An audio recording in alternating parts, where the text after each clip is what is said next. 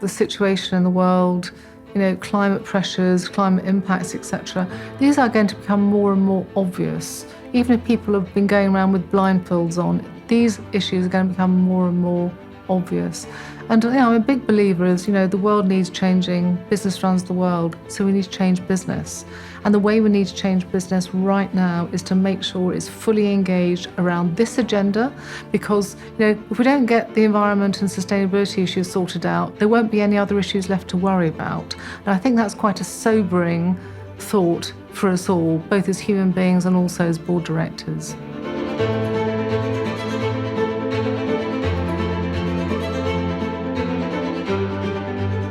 Do you know what, Rita? At Chapter Zero, members are asking us all the time about the headwinds.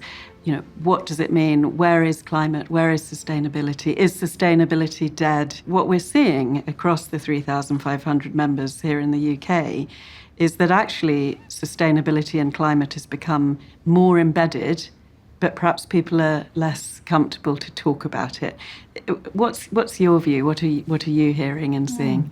But actually, the truth is that the situation in the world is getting visibly, tangibly worse.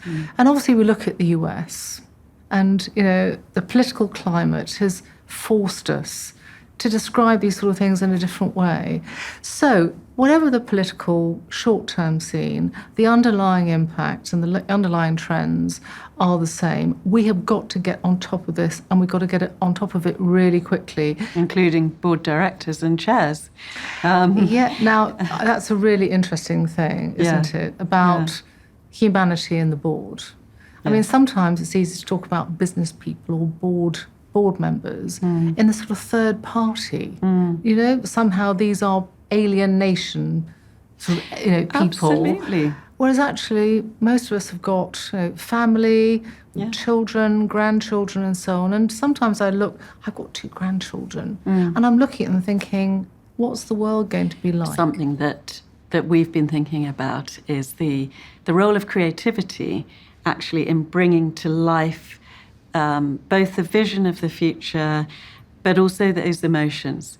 And because change happens through an emotional connection, reason leads to conclusions and emotion leads to action, doesn't it? We have not been good, in my view, at expressing the importance of sustainability in a way that really connects with people's lives.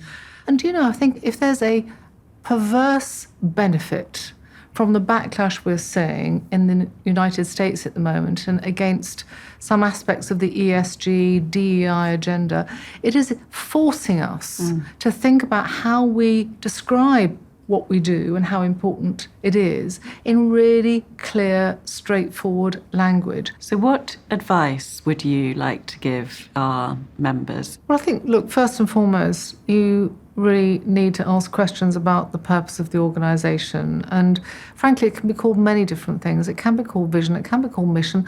I honestly don't much care what it's called, providing it gives you a bit of a guiding star, a guiding light about what this organisation is in business to do. You also need to understand the risks attached to not making progress on sustainability issues. And I mean sustainability, of course, in the round, so social, environmental, as well as, of course, economic. So understand all the risks involved, because that's quite galvanising, just as a base level.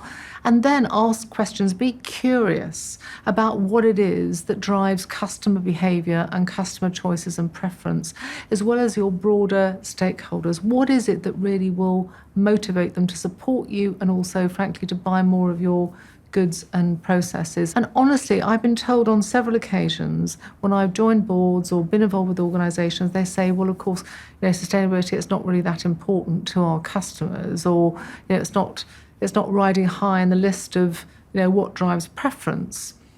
But on several of those occasions, it's amazing what you can do when you really do uncover some truths, do the right research, and also present what the benefits for a sustainability strategy and a sustainable proposition can have.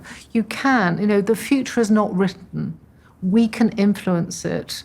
And if we want to influence it in a way that is going to be positive for the world, for society, and indeed our own our own communities and families, we've got to make that happen.